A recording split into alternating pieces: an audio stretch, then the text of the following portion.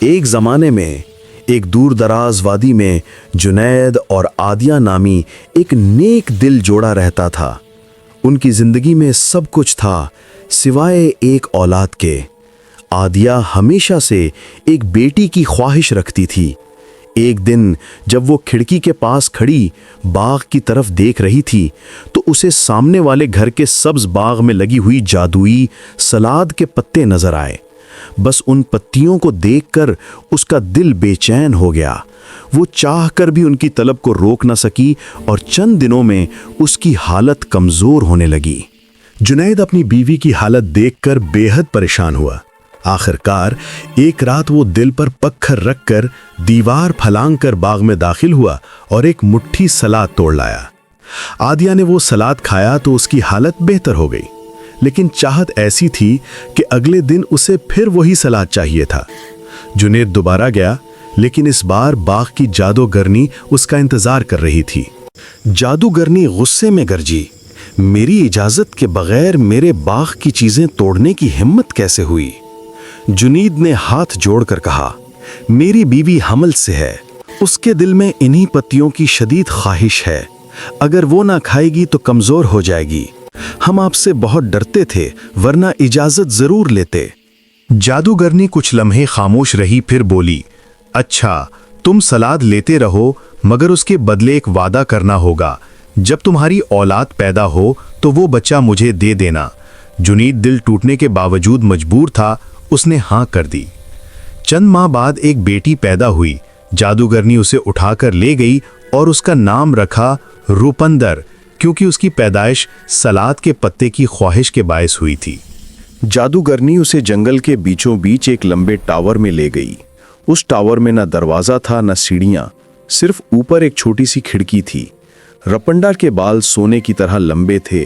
جب بھی جادوگرنی کو اندر جانا ہوتا وہ نیچے کھڑے ہو کر کہتی، رپنڈل اپنے سنہری بال نیچے لٹکاؤ، اور رپنڈل اپنے لمبے بال کھڑکی سے نیچے چھوڑ دیتی۔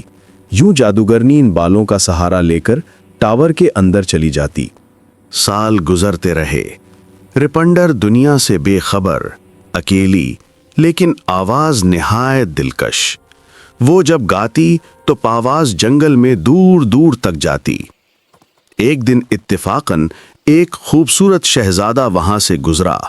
اس نے وہ آواز سنی اور رک گیا۔ آواز اسے ایسی لگی جیسے دل کا دروازہ کھول دے۔ وہ ٹاور تک تو پہنچ گیا، مگر اوپر جانے کا کوئی راستہ نہ ملا۔ کچھ دن وہ چھپ کر آتا رہا۔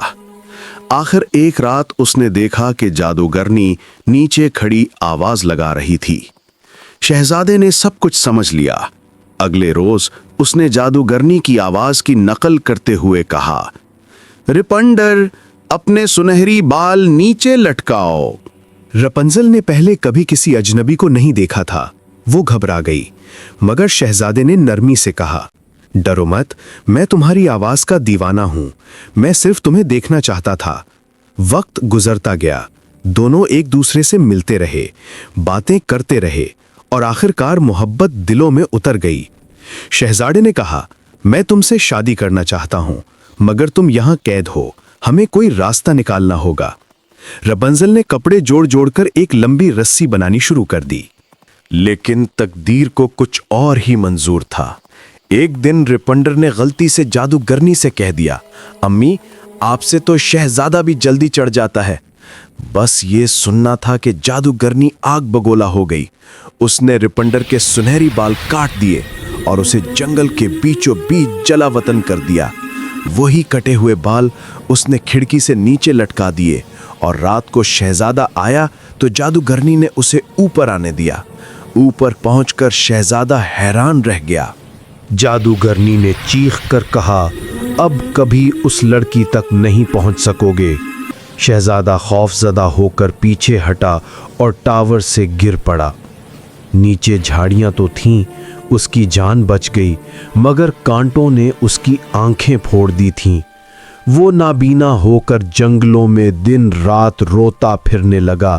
صرف ایک ہی دعا زبان پر تھی، یا خدا مجھے رپنزل تک پہنچا دے۔ مہینوں بعد ایک دن اسے دور سے وہی مانوس آواز سنائی دی۔ رپنزل بھی شہزادے کی سسکیوں کو پہچان گئی۔ وہ دوڑتی ہوئی آئی، شہزادے، رپندل! جیسے ہی دونوں ملے، رپندل کے آنسو شہزادے کی آنکھوں پر گرے اور معجزہ ہو گیا۔ شہزادے کی بینائی واپس آ گئی۔